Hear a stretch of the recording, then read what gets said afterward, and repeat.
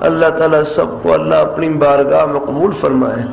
تو ہمارے ایک بڑے بزرگ مدینہ منورہ میں بیٹھے ہوئے، بخاری شریف کا ختم تھا، تو وہاں پر فرمانے لگے کہ ہم کالج کے زمانے میں حضرت مفتی محمد شفیع صاحب رحمۃ اللہ علیہ کی خدمت میں حاضر ہوئے۔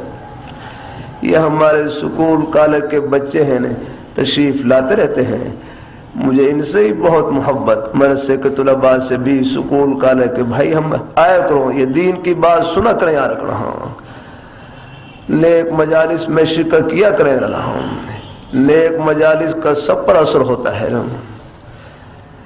آپ کی نیک مجلس کرنے جب دو مسلمان ملتے ہیں، ہر مسلمان کے سینے میں اللہ نے ایمان کا نور چھپا رکھا ہے، ان کے ملنے سے ہی مجلس ہے نورانی ہو جاتی ہے، بشرطے کہ نیت نیک ہو جا رکھنا۔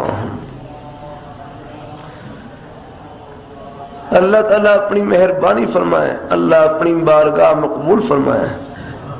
تو حضرت مفتی شفیع صاحب رحمۃ اللہ علیہ خدمت میں حاضر ہوئے۔ اپنے بزرگوں کی نیک مجالس میں جانا چاہیے۔ میں ساہیوال میں ہمارے حاجی بشیر صاحب ہوتے ہیں، وہ فرمائے لگے ہم پاکستان بڑھنے سے پہلے یہاں پر خالصہ کالج قریب ایک کالج ہے، وہاں پر پڑھتے تھے۔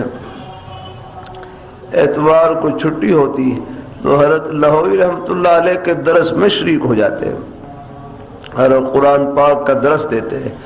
قرآن پاک کا درس بھی اہل اللہ سے سنیں گے تو انشاءاللہ یہ درس یہ دل کو منور کرے گا یاد رکھنا۔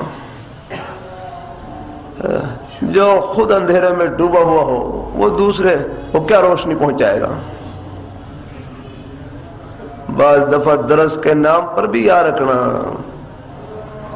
بہت لوگ ایسے بھی ہوتے ہیں درس کے نام پر درس کی روح نکال دیتے ہیں۔